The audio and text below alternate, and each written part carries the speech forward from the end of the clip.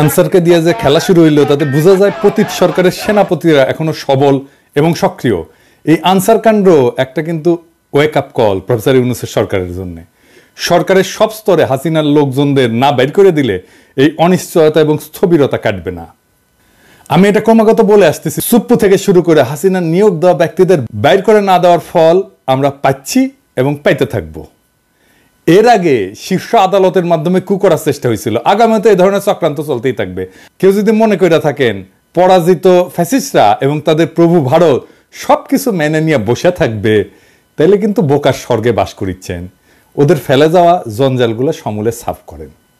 ছাত্ররা আনসার কাণ্ড ব্যর্থ করে দিচ্ছে, কিন্তু ছাত্রদের ডাকতে হবে কেন? পুলিশ আছে না, বিজিবি আছে না, আর্মি আছে না? ছাত্ররা কি ছাত্রলীগ না মাস্তান যে এরা এই শেষ পিটাবে সবাইকে আর সবাই ঠান্ডা থাকবে? এটা কোনো প্রসেস হইল? আনসার অনেক আগে থেকে প্রস্তুতি নিতেছে, আমরা সবাই জানি। আর স্বরাষ্ট্র উপদেষ্টা লেজ মলতেছে বসে বসে। ওই যে দেখেন স্বরাষ্ট্র উপদেষ্টা মালদারে দেখেন কেমনে কথা কয়। 3 উপদেষ্টা এবং অন্যান্য যারা সহকর্মী সবার সাথে আলোচনা করে আমরা একটা সিদ্ধান্ত উপনীত হয়েছি, এখন থেকে রেস্ট প্রথা থাকবে না আনসারে। আর অন্যান্য যে যাদের দাবি দাওয়াগুলি আছে ওই জন্য একটা কমিটি করে দেওয়া হচ্ছে। এই কমিটি পর্যালোচনা করে আমাদের কাছে পাঠিয়ে এবং তা আমরা আন্তঃমন্ত্রণালয়ে বসে একটা সিদ্ধান্ত নিব।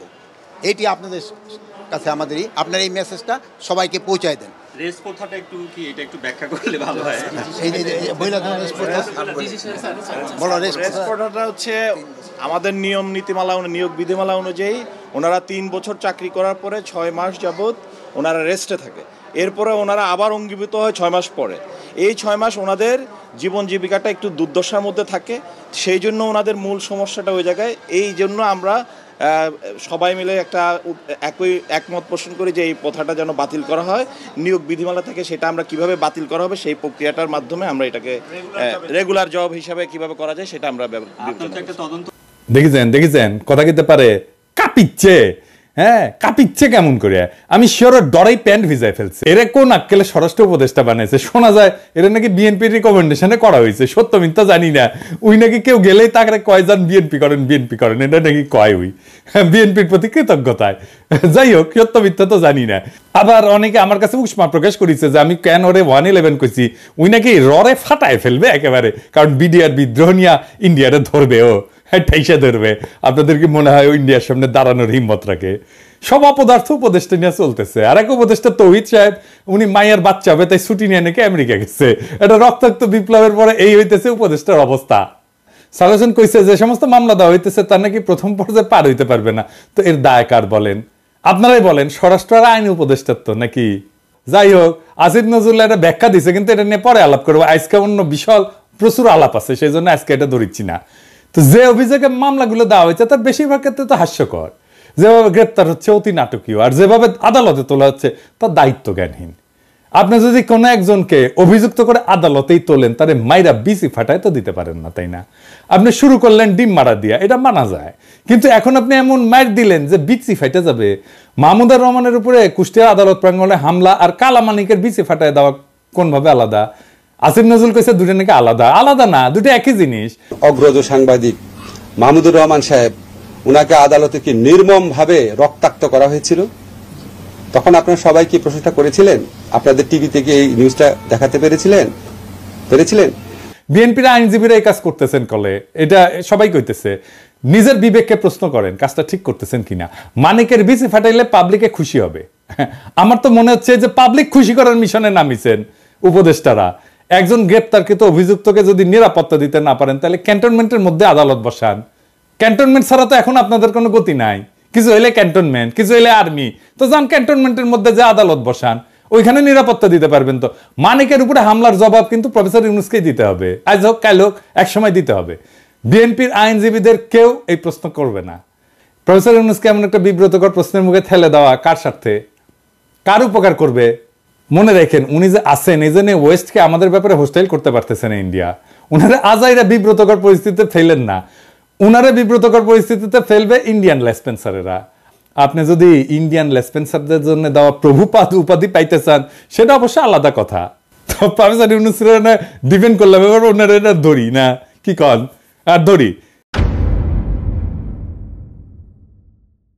স্যার আপনি যে জাউরার লগে দেখা করছেন, এই যে ইন্ডিয়ান হাই কমিশনার, আমি খুব মাইন্ড করেছি।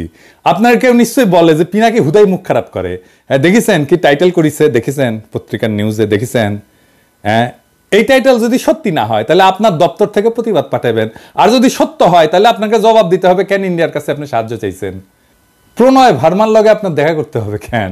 সৌজন্য। হ্যাঁ ওই যে কইছে সৌজন্য সাক্ষাৎ, তো ও সৌজন্য দেখাইছে আপনারে স্যার কি কন? আপনার শপথ অনুষ্ঠানেও আসছিল, আসে নাই, ওই সৌজন্যটাটুকু দেখাই নাই। এই তো জাউরার সৌজন্য বোধ, তাই না?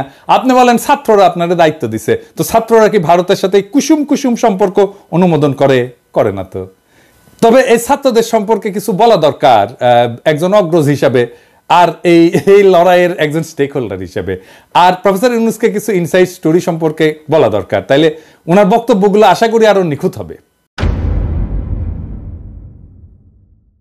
এই বিপ্লবটা স্যার ছাত্ররা শুধু একা করে নাই, ছাত্ররা লড়াইয়ের স্পিয়ার হেড ছিল, মানে যারা রাজনীতির ভাষায় বলে ভ্যানগার্ড, মানে কমিউনিস্টরা কয় আর কি ভ্যানগার্ড, বর্ষার ফলার মতো আর কি। বর্ষার ফলা কিন্তু একা কিছু না, এটা অকার্যকর অস্ত্র বা সামান্য কার্যকর অস্ত্র। আর পিসের লাঠিটাও একা কিছু না, সামান্য কার্যকর অস্ত্র, কিন্তু দুইটা একসাথে এটা কার্যকর অস্ত্র হইয়া ওঠে। তো বর্ষার ফলাটা হইতেছে ছাত্ররা, আর জনতা হইতেছে পিসের লাঠিটা। ছাত্রদের সাথে জনতাও নামছিল, ব্যাপকভাবে নামছিল। শুধু বিশ্ববিদ্যালয়ের ছাত্র না, মাদ্রাসার ছাত্ররা নামছিল, শহীদ হয়েছে কাতারে কাতারে। কে নামে নাই? রিকশাওয়ালা, গার্মেন্টস ওয়ার্কার, জামাত, বিএনপি, হেফাজতের কর্মীরা, আবু সাইদকে শিবিরের সাথী। তো গত 15 বছর ধরে যারা লড়াই করছে তাদের রক্ত অশ্রু কান্নার উপরে দাঁড়ায় আছে এই লড়াই। এই লড়াই দাঁড়ায় নাই, এই লড়াইকে আকাশ থেকে পড়ছে, হঠাৎ করে বিজয় আসছে। আবু সাইদ যে বুক চিতায় দাঁড়াইছে, এই দাঁড়ানোটা প্রথম কে দাঁড়াইছে বাংলাদেশে? দেখেন তো এই ছবিটা, গার্ডিয়ানে ছাপা হয়েছিল, বিএনপি কর্মী। তারা এইভাবে অসংখ্যবার দাঁড়াইছে। মুক্তিযুদ্ধে যেভাবে আওয়ামী লীগ কুক্ষিগত করেছিল, জনতার বিজয়কে আওয়ামী বিজয় রিডিউস করছিল, সে একই কাজ কইরেন না। আওয়ামী ন্যারেটিভের পরাজয় তো দেখলেন, এবার আপনাদের এই ন্যারেটিভও কিন্তু পরাজিত হবে যদি এটারে ছাত্রদের লড়াই হিসাবে শুধুমাত্র প্রতীয়মান করেন। 5 তারিখে আর্মি গুলি চালায় নাই, চালাইতে পারত। চালাইলে কি হইতো? প্ল্যান কি ছিল? প্রফেসর ইউনূসকে জিজ্ঞেস করেন। আমি ওনারে একটা কাজ করতে রিকোয়েস্ট করছিলাম, স্যার তো জানেন আপনি, যাতে আর্মির গুলি করা ঠেকানো যায়। উনি কাজটা করছিলেন, আপনাকে ধন্যবাদ। ওনার কাজটা সূত্র ধইরা আমার একজন বড় ভাই যিনি জাতিসংঘে কাজ করতেন, তিনি জাতিসংঘে কিছু গুরুত্বপূর্ণ ভূমিকা রাখছিলেন। জাতিসংঘের মহাসচিবের কাছে একটা ক্রুশিয়াল ভূমিকা ছিল। আমি প্রফেসর ইউনূসকে জানাইছিলাম যে এত কিছুর পরেও যদি আর্মি গুলি করে তাহলে প্ল্যান বি কি? আর্মির সাবেক জেনারেলরা আর্মি কনভয়ের সামনে দাঁড়াইতো। কারা কারা দাঁড়াইতো আমি আজকে নাম কইলাম না। হাসিনা যদি টিকা যাইতো তাহলে প্ল্যান সি ছিল। লড়াই এমন জায়গায় পৌঁছাইছিল যে আমরা সশস্ত্র লড়াই করলেও জিতে আসতে পারতাম, আর আমরা সেটা করতামও, আন্তর্জাতিক শক্তির সাহায্য নিয়ে করতাম, আগাইছিলামও। আর বেশি না কই। এইবার আমি একটা খুব খারাপ একটা সেন্সিটিভ প্রশ্ন করি, স্যার আপনারাও করি, ছাত্রদেরকেও করি, কিছু মনে কইরেন না প্রফেসর ইউনূস এবং ছাত্ররা। এই যে কয়েকশো পুলিশ মারা গেল, মাইরা যে টাঙ্গায় রাখা হলো, কে করছে? ছাত্ররা। আপনারা এটার ওনারশিপ নেবেন? নেবেন না তো। থানা আক্রমণ হইল একের পর এক, এমন কোন থানা নাই বাদ গেছে। পুলিশ যে আতঙ্কে পলাইলো, কে মাইরা টাঙ্গায় রাখছিল? কে? ছাত্র ভাই আপনারা রাখছিলেন? হ্যাঁ, কে করলো এটা নিশ্চয়ই বুঝতে পারতেছেন। এই বিপ্লবী সহিংসতা কোনো র্যান্ডম ঘটনা না, আর এইগুলো ছাত্ররা করেও নাই। কিন্তু বিপ্লবী সহিংসতার একটা ডিসাইসিভ রোল ছিল। হাসিনা না পড়লে পুলিশের পরে আমলাদের সিরিয়াল ছিল। হ্যাঁ আমি জানি, বাইসা গেছেন আপনারা। ওই যে সব সুন্দরী সব অপসরীরই একটা দুর্গন্ধযুক্ত গুজ্জদার থাকে, সেরকম এইরকম বিপ্লবের একটা বিপ্লবী সহিংসতা থাকে যেটা কেউ ওন করে না, কিন্তু ওই বিপ্লবী সহিংসতাটা দরকার। সেই জন্য আপনি বিপ্লবের পুরা গল্প কোনোদিন পাইবেন না, কারণ এই কথাটা কেউ বলবে না যে আমি এটা করেছি, কেউ বলবে না, কেউ স্বীকার করবে না, কিন্তু এটা হয়েছে। যাই হোক, তাই সবাইরা বাদ দিয়ে একটা গ্রুপকে মহিয়ান করে তোরা কৌশলকে বাদ দিতে অনুরোধ করি। তরুণ ছাত্র নেতা এবং উপদেষ্টা পরিষদের জন্য সামনে কিন্তু বিপদ আছে। বিপদটা কি আমি একটু বলি, খুইলা বলি। ছাত্ররা একটা শক্তি, সত্য, কিন্তু ছাত্র নেতারা ডিসপোজেবল কথাটা শুনে আবার মাইন্ড করেন না। ছাত্র নেতাদের শক্তি অতি ক্ষণস্থায়ী। আমিও ছাত্র নেতা ছিলাম, আমিও ঠিক 90-এর অভ্যুত্থানের নেতা ছিলাম। হাজার হাজার ছাত্রকে ডাক দিলে এক কাতারে আনতাম। এখন ওই ছাত্রদের আনতে পারবো না, কারণ তারাও ছাত্র নাই, আমিও নাই। ওদের সবার সংসার হয়েছে। রাজশাহী মেডিকেল কলেজে গেলে হ্যাঁ সাবেক ছাত্র পরে পরিচিতি পাইছে, পিনাকি ভট্টাচার্য হয়েছে, সেই জন্য হয়তো আসবে অনেকেই। কিন্তু আমি যদি আজকাল পিনাকি না হইতাম কেউ আসতো না। ছাত্র নেতার তার যে কনস্টিটিউয়েন্সি সেটাতে খুব অল্প সময় থাকে, খুবই অল্প সময় থাকে। ওই যে জায়মান অক্সিজেন বলে কথা আছে না, সামান্য সময় থাকে, ওই রকম জায়মান তার শক্তিটা। এই যে 90-এর অভ্যুত্থানের অগ্রপথিক ছাত্র নেতারা, এই যে দেখেছেন ওনারা কোথায়। এই যে বিচিত্রার প্রচ্ছদ প্রতিবেদন হয়েছিল, আমাদের সময় বিচিত্রার প্রচ্ছদ প্রতিবেদন হওয়া মানে বিশাল বিশাল ব্যাপার। বিচিত্রার প্রচ্ছদ প্রতিবেদন হয়েছিল, ওনাদের ছবি দেয়া, ওনারা কোথায়? কোথাও নাই। অথচ উনাদের কথায় তখন দেশ চলতো। এরশাদের পতনের পরে বাংলাদেশের ছাত্র নেতাদের মধ্যে 4 খলিফার চাইতে বড় ছাত্র নেতা আসে নাই। ওনাদের গত 40 বছরে কোনো বেল ছিল রাজনীতিতে? ছিল না। এখন আজকাল ছাত্র নেতারা ডাকলে হাজার হাজার ছাত্র আসে। ঠিক 5 বছর পরে ওই ছাত্র ইউনিভার্সিটি থেকে বাইরে গেলে সেই একই বাগানে আসবে নতুন কুড়ি। শুধু সেদিনের মালি থাকবে না, ছাত্র রাজনীতি কফি হাউসের সেই আড্ডা, বুঝছাও, এটা থাকে না। বারবার ছাত্রদের সামনে আইনা জনতাকে যে সামনের কাতার থেকে পিছে ঠেলে দেওয়া হইতেছে, তার সবচেয়ে বড় ভিকটিম হবে ছাত্র নেতারাই। তারা শক্তিহীন হইয়া পড়বে। রাজপথে ছাত্র জনতার বিপ্লবী ঐক্য হাসিনাকে পরাস্ত করছে, শুধু ছাত্ররা করে নাই। ক্ষমতা জিনিসটাকে আজকের ক্ষমতাবানদেরকে বুঝতে হবে খুব খেয়াল করে, কারণ এটা না বুঝলে আপনি ক্ষমতাকে ম্যানেজ করতে পারবেন না। কারণ ক্ষমতা খুব ডেঞ্জারাস জিনিস। আমি আপনাদেরকে বিপ্লবের একটা এক্সাম্পল দিয়ে দেখাই। ক্ষমতা কিভাবে বিপ্লবকে ধ্বংস করে দিতে পারে। রুশ বিপ্লব টেকেছিল, টেকে নাই। এত বড় সফল বিপ্লব টেকে নাই কেন জানেন? কারণ লেনিন নিজে ক্ষমতাকে কিভাবে ডিল করবেন, জনতার সাথে কিভাবে পুনঃসম্পর্ক স্থাপন করবেন, জনতাকে দিয়ে কিভাবে বিপ্লবকে ওন করাবেন, সেটা বুঝতে পারে নাই লেনিনের মতো প্রখর রাজনৈতিক মেধার লোক। ক্ষমতা এসে বিপুলভাবে অজনপ্রিয় হয়েছেন লেনিন আর তার নিজের দল মাত্র কয়েক মাসের মধ্যে। এটার সাথে বাংলাদেশের আগস্ট বিপ্লবের মিলটা ধরাই দেব, মজা পেবেন। রাশিয়া বিপ্লব হইল, লেনিন ক্ষমতা নিলেন, তারপর একটা নির্বাচন দিলেন কয়েক মাসের মধ্যে এবং গোহারা হারলেন। বিরোধী দল পেল 40% ভোট আর সে পেল মাত্র 25% ভোট। তারপর পার্লামেন্টে রেড আর্মি পাঠায় ওদেরকে পার্লামেন্ট ছাড়া করলেন। এটা হচ্ছে লেনিনের কেরামতি। সফল বিপ্লব করলো যেই দল ক্ষমতায়, তারপরে গোহারা হারলো। আর ওই হারার পরেই Soviet union one party state হয়ে ওঠে ধীরে ধীরে। দীর্ঘমেয়াদে শুধু বিপ্লব না, একটা প্রসপারাস নেশনকে পিছিয়ে দেওয়া হয় বহু বছর, আজকে পর্যন্ত মাথা তুলে দাঁড়াইতে পারেনি। আর একটা এক্সাম্পল দিই, শপথ নেওয়ার আগে মোস্ট প্রমিনেন্ট আর পপুলার ছাত্র নেতা কারা ছিল? আসিফ আর নাহিদ তো, তাই না? এখন মোস্ট প্রমিনেন্ট আর পপুলার ছাত্র নেতা কে? সার্জিস আর হাফনাজ আব্দুল্লাহ। কেন বুঝলেন তো? কারণ ওটা ক্ষমতার বাইরে। ক্ষমতা জনগণের সাথে নেতার দূরত্ব তৈরি করে। সব সময় ক্ষমতাবানকে জনগণ পছন্দ করে না, ক্ষমতা জনগণকে দূরে সরায় দেয়। লেনিনের মতো প্রখর রাজনৈতিক মেধা এই ক্ষমতাকে ম্যানেজ করতে পারে নাই। দুইটা দেশ পারছিল কিন্তু বিপ্লবের পরে ক্ষমতা আর জনতার মধ্যে মেলবন্ধন করতে, কিউবা আর ইরান। সেই জন্য এই দুই দেশে এখনো বিপ্লব টিকে আছে। আর এই অরাজনৈতিক এনজিও দুর্বল বুইরাদের ক্যাবিনেট পারলে ভালো, কিন্তু প্রফেসর ইউনূস তো খমিনেও না লেনিনও না। এখনই প্রফেসর ইউনূসের সরকারকে অনেকে এনজিওগ্রাম সরকার বলে। ওই যে হার্টের এনজিওগ্রাম না, ওই এনজিও মানে নন গভর্নমেন্ট অর্গানাইজেশন, আর গ্রামীণের গ্রাম মিলে এনজিওগ্রাম সরকার। হ্যাঁ বুঝছেন স্যার, আপনার সরকারকে এনজিওগ্রাম সরকার বলে। বুড়াদের লাগে এনজিওগ্রাম। এটা নতুন তরুণ বাংলাদেশ করতে পারবে না। আপনার ক্যাবিনেটে 2 জন তরুণ ছাত্রকে নিয়েছেন, আমি প্রথম দিন এটা অ্যাপ্রিসিয়েট করছি, বলছি যে এটা ভালো কাজ হয়েছে। আপনি সবাই নেন তরুণ, সবাই সব উপদেষ্টারা তরুণ নেন, এই যে ছাত্রদের নেন, কোনো অসুবিধা নাই তো, আমরা সাপোর্ট করব, ওরা খুব ভালো পারবে চালাইতে। এর আগে ব্রিগেডিয়ার স্বাগত কইছিলেন না আওয়ামী লীগকে দল গুছাইতে, আজকে আসিফ নজরুল পিছে মুজিবের ছবি নিয়ে কইলেন আওয়ামী লীগ ঐতিহ্যবাহী দল, তার সংগঠন করার অধিকার আছে। ব্যক্তিগতভাবে আমি মনে করি কোনো রাজনৈতিক দলকে নিষিদ্ধ করার পক্ষে আমি না। আওয়ামী লীগ বাংলাদেশের স্বাধীনতা সংগ্রামে নেতৃত্ব প্রদানকারী দল, বিভিন্ন গণতান্ত্রিক সংগ্রামে এই দলটার অবদান ছিল। গত 15 বছর তারা যা করেছে সেটা তাদের ঐতিহ্যের সাথে যায় না। মানে বুঝছেন তো, এই এনজিওগ্রাম সরকারের কাম হইতেছে আওয়ামী লীগকে সাফসুতরা কইরা আবার মানুষের সামনে পরিবেশন করা। আসিফ নজরুলকে জিজ্ঞেস করেন, জার্মানিতে হিটলারের দল কি রাজনীতি করতে পারে? আওয়ামী লীগ কি ফ্যাসিস্ট দল না? আসিফ নজরুলকে জবাব দিতে হবে যে হ্যাঁ বা না বলতে হবে, জয়তে বললে চলবে না, যদি কিন্তু ইত্যাদি ইত্যাদি বললে চলবে না।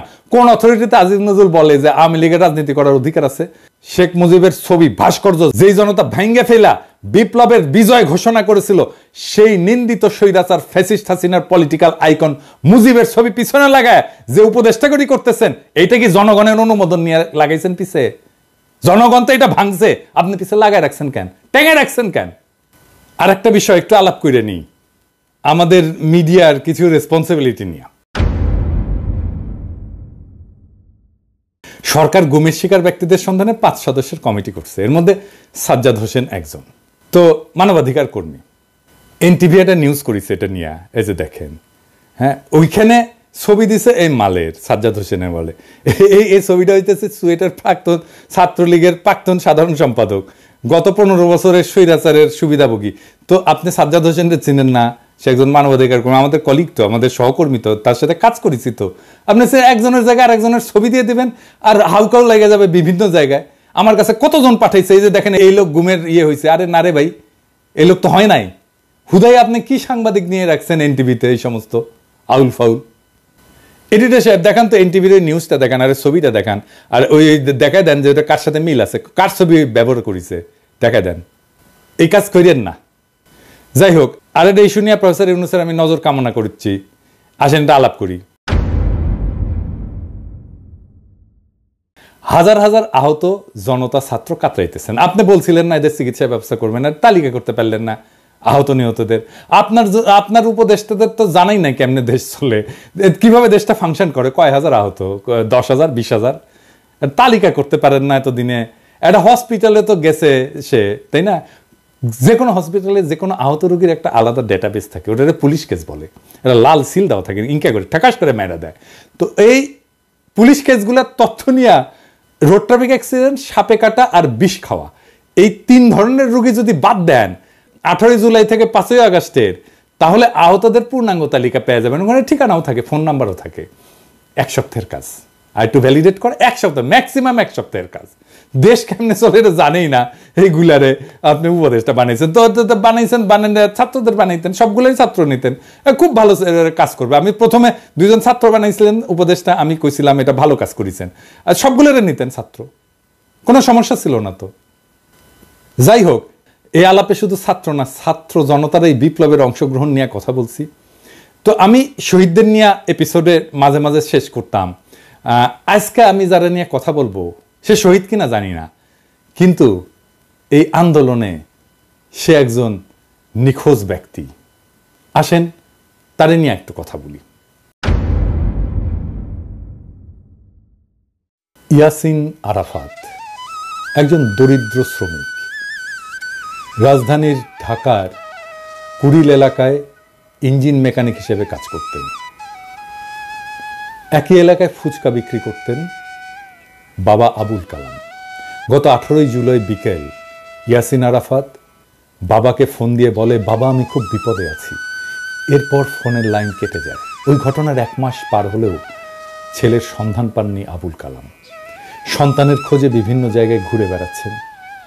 অন্যদিকে নিখোঁজ থাকার পর অনেকে ফিরতে শুরু করেছেন পরিবারের কাছে, কিন্তু ইয়াসিন আরাফাত ফেরেনি। কেউ তার খোঁজ নেয়নি, কেউ ফেসবুকে লেখেনি, তাকে নিয়ে কোনো পত্রিকা স্টোরি করেনি। করবে কেন? সে তো আর এলিট না, নিতান্তই সাধারণ শ্রমিক, যারা কোনো প্রতিদানের আশা ছাড়াই লড়াইয়ের মাঠে নেমেছিল। কোনো কোটা না, কোনো চাকরির ন্যায্যতা না, নিতান্তই সে হাসিনার নির্মম শাসনের বিরুদ্ধে, ছাত্রদের উপরে চলা নির্মম ফ্যাসিস্টের আক্রমণে বিক্ষুব্ধ হয়ে পথে নেমেছিল। সম্ভবত তার জীবনটাও দিয়ে দিয়েছে। তারপরে বেওয়ারিশ লাশ হয়ে কোথাও দাফন হয়ে মাটিতে মিশে গেছে এতদিনে। তার বাবা কাঁদতে কাঁদতে ছেলেকে খুঁজছে। তার কান্নাও একদিন শুকিয়ে যাবে। বিপ্লবের এমন অসংখ্য শহীদ অগোচরে থেকে যাবে। এইসব জানা অজানা অসংখ্য শহীদদের রক্ত মারিয়ে যারা ক্ষমতার মসনদে বসলেন, তারা এই ফ্যাসিস্টকে সাফসুতরো করে আবার আমাদের পরিবেশন করবেন। হাসিনার অনুগতদের দিয়ে প্রশাসন চালাবেন। পিছনে ফ্যাসিস্টের আইকনের ছবি ঝুলিয়ে একটুও গ্লানিতে ভুগবেন না। ইয়াসিন আরাফাতের বাবা আবুল কালামের জীবনটা এক অসীম দুঃখে ডুবে গেছে। প্রত্যেকদিন সকালে হয়তো তিনি ঢাকার কুড়িলে যান, যেখানে একসময় তার ছেলে ইয়াসিন আরাফাত কাজ করত। পুরনো স্মৃতির টানে তিনি প্রতিদিন সেখানে যান, যেন অলৌকিকভাবে ছেলেকে দেখতে পাবেন হঠাৎ। কিন্তু ইয়াসিন আরাফাত ফেরে না, আর কোনোদিন সে ফিরবে না। আবুল কালামের চোখের পানির কোনো শেষ নেই, সেই জন্যই তিনি কাঁদেন, অবিরাম কাঁদেন। তিনি জানেন যে তার কান্না কখনোই শেষ হবে না।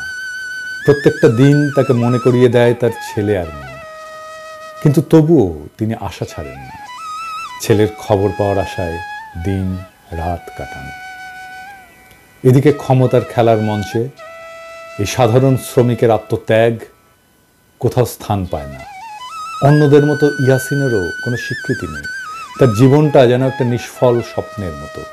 তার বাবা আবুল কালাম নিজের চোখের জল দিয়ে সেই স্বপ্নকে কবর দিয়ে যাচ্ছেন প্রত্যেক দিন। কিন্তু এই নিঃশব্দ কান্নার মধ্যেও আরেকটি আগামী বিপ্লবের বীজ রোপিত হয়েছে। ইয়াসিন আরাফাতের রক্তের ফোঁটাগুলো সেই বীজের জন্যে জল হয়ে থাকবে। হয়তো একদিন, অনেক অনেক দিন পর, এই রক্তের রঙে রঙিন হয়ে, এই রক্তের রঙে রঙিন হবে নতুন একটা ভোর। ইয়াসিনের মতো অজানা শহীদদের রক্তেই ফুটে উঠবে সেই ভোর, যা সত্যিকার স্বাধীনতার আলোকে আলোকিত। ততদিন পর্যন্ত আবুল কালামের চোখে থাকা আশা হয়তো ম্লান হবে না, কারণ তার ছেলের আত্মত্যাগ সেই দিনের বিপ্লবীরা ঠিকই স্মরণ করবে, যে বিপ্লব এক এলিটের হাত থেকে আর এক এলিটের হাতে ক্ষমতা হস্তান্তর করবে না। এভাবেই অগণিত শহীদের আত্মত্যাগ একদিন ইতিহাসের পাতা জুড়ে লেখা হবে।